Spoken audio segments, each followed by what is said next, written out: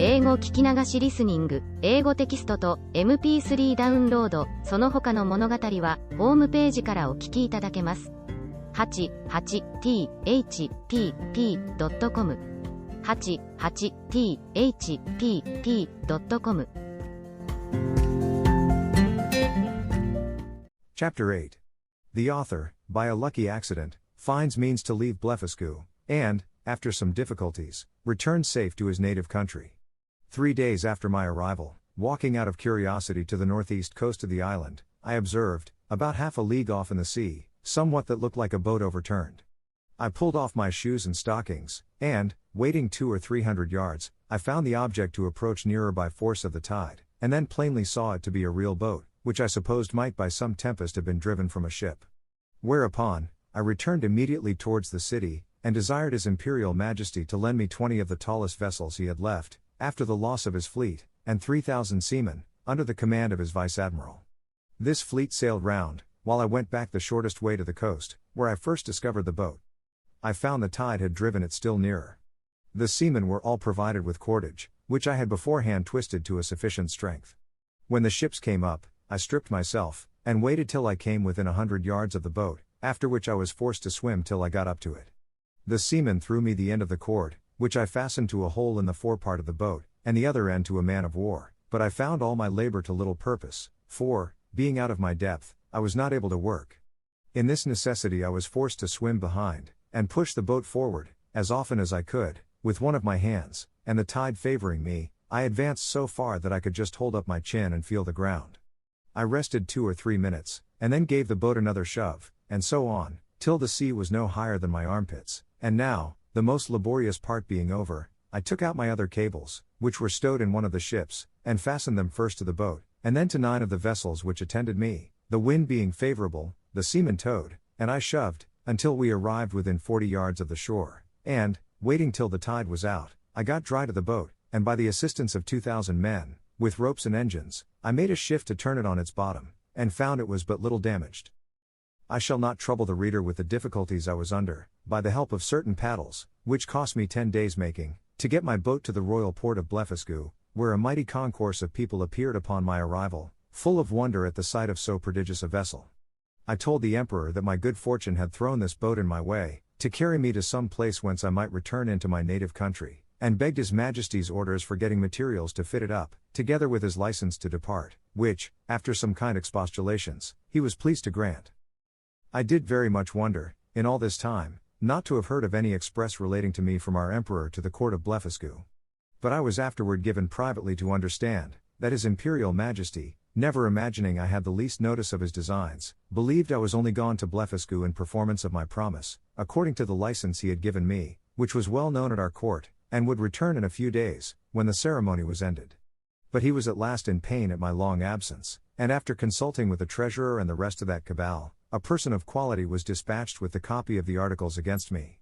This envoy had instructions to represent to the monarch of Blefuscu, the great lenity of his master, who was content to punish me no farther than with the loss of my eyes, that I had fled from justice, and if I did not return in 2 hours, I should be deprived of my title of Nardots, and declared a traitor.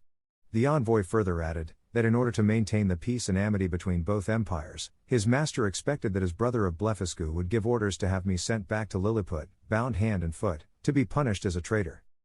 The emperor of Blefuscu, having taken 3 days to consult, returned an answer consisting of many civilities and excuses.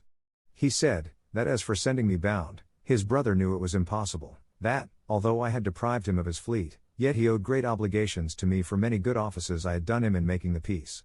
That, however, both their majesties would soon be made easy, for I had found a prodigious vessel on the shore, able to carry me on the sea, which he had given orders to fit up, with my own assistance and direction, and he hoped, in a few weeks, both empires would be freed from so insupportable an encumbrance. With this answer the envoy returned to Lilliput, and the monarch of Blefuscu related to me all that had passed, offering me at the same time, but under the strictest confidence, his gracious protection, if I would continue in his service, wherein, although I believed him sincere, yet I resolved never more to put any confidence in princes or ministers, where I could possibly avoid it, and therefore, with all due acknowledgments for his favorable intentions, I humbly begged to be excused. I told him, that since fortune, whether good or evil, had thrown a vessel in my way, I was resolved to venture myself on the ocean, rather than be an occasion of difference between two such mighty monarchs. Neither did I find the emperor at all displeased, and I discovered, by a certain accident, that he was very glad of my resolution, and so were most of his ministers. These considerations moved me to hasten my departure somewhat sooner than I intended, to which the court, impatient to have me gone, very readily contributed. 500 workmen were employed to make 2 sails to my boat, according to my directions, by quilting 13 folds of their strongest linen together. I was at the pains of making ropes and cables, by twisting 10, 20, or 30 of the thickest and strongest of theirs. A great stone that I happened to find, after a long search, by the seashore, served me for an anchor. I had the tallow of 300 cows, for greasing my boat, and other uses. I was at incredible pains in cutting down some of the largest timber trees, for oars and masts, wherein I was, however, much assisted by His Majesty's ship carpenters, who helped me in smoothing them, after I had done the rough work. In about a month, when all was prepared, I sent to receive His Majesty's commands, and to take my leave. The Emperor and royal family came out of the palace. I lay down on my face to kiss his hand, which he very graciously gave me, so did the Empress and young princes of the blood. His Majesty presented me with 50 purses of 200 sprugs apiece, together with his picture at full length, which I put immediately into one of my gloves, to keep it from being hurt. The ceremonies at my departure were too many to trouble the reader with at this time. I stored the boat with the carcasses of 100 oxen, and 300 sheep, with bread and drink proportionable, and as much meat ready dressed as 400 cooks could provide. I took with me 6 cows and 2 bulls alive, with as many ewes and rams, intending to carry them into my own country, and propagate the breed. And to feed them on board, I had a good bundle of hay, and a bag of corn. I would gladly have taken a dozen of the natives, but this was a thing the Emperor would by no means permit, and, besides a diligent search into my pockets, His Majesty engaged my honor not to carry away any of his subjects, although with their own consent and desire. Having thus prepared all things as well as I was able, I set sail on the 24th day of September 1701, at 6 in the morning, and when I had gone about 4 leagues to the northward, the wind being at southeast, at 6 in the evening I descried a small island, about half a league to the northwest. I advanced forward, and cast anchor on the lee side of the island, which seemed to be uninhabited. I then took some refreshment, and went to my rest. I slept well, and as I conjectured at least 6 hours, for I found the day broke in 2 hours after I awaked. It was a clear night. I ate my breakfast before the sun was up, and heaving anchor, the wind being favorable, I steered the same course that I had done the day before, wherein I was directed by my pocket compass. My intention was to reach, if possible, one of those islands which I had reason to believe lay to the northeast of Van Diemen's Land. I discovered nothing all that day, but upon the next, about 3 in the afternoon, when I had by my computation made 24 leagues from Blefuscu, I descried a sail steering to the southeast. My course was due east. I hailed her, but could get no answer, yet I found I gained upon her, for the wind slackened. I made all the sail I could, and in half an hour she spied me, then hung out her ancient, and discharged a gun. It is not easy to express the joy I was in, upon the unexpected hope of once more seeing my beloved country, and the dear pledges I left in it. The ship slackened her sails, and I came up with her between 5 and 6 in the evening, September 26th, but my heart leapt within me to see her English colors. I put my cows and sheep into my coat pockets, and got on board with all my little cargo of provisions. The vessel was an English merchantman, returning from Japan by the North and South Seas, the captain, Mr. John Biddle, of Deptford, a very civil man, and an excellent sailor. We were now in the latitude of 30 degrees south, there were about 50 men in the ship, and here I met an old comrade of mine, one Peter Williams, who gave me a good character to the captain. This gentleman treated me with kindness, and desired I would let him know what place I came from last, and whither I was bound, which I did in a few words, but he thought I was raving, and that the dangers I underwent had disturbed my head, whereupon I took my black cattle and sheep out of my pocket, which, after great astonishment, clearly convinced him of my veracity.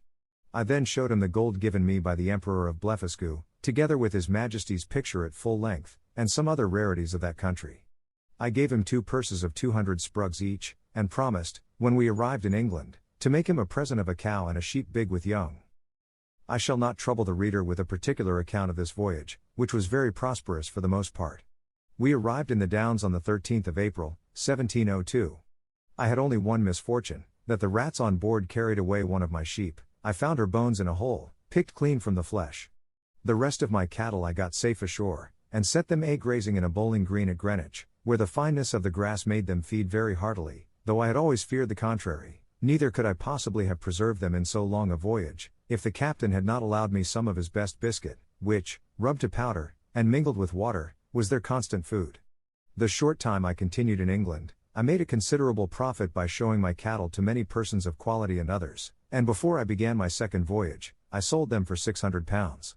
Since my last return I find the breed is considerably increased, especially the sheep, which I hope will prove much to the advantage of the woolen manufacture, by the fineness of the fleeces. I stayed but 2 months with my wife and family, for my insatiable desire of seeing foreign countries would suffer me to continue no longer. I left £1,500 with my wife, and fixed her in a good house at Redriff. My remaining stock I carried with me, part in money and part in goods, in hopes to improve my fortunes. My eldest uncle John had left me an estate in land, near Epping, of about £30 a year, and I had a long lease of the Black Bull in Fetter Lane, which yielded me as much more, so that I was not in any danger of leaving my family upon the parish. My son Johnny, named so after his uncle, was at the grammar school, and a towardly child. My daughter Betty, who is now well married, and has children, was then at her needlework. I took leave of my wife, and boy and girl, with tears on both sides, and went on board the Adventure, a merchant ship of 300 tons, bound for Surat, Captain John Nicholas, of Liverpool, commander. But my account of this voyage must be referred to the second part of my travels. 英語聞き流しリスニング、英語テキストと MP3 ダウンロード、その他の物語は、ホームページからお聞きいただけます。88thpp.com 88thpp.com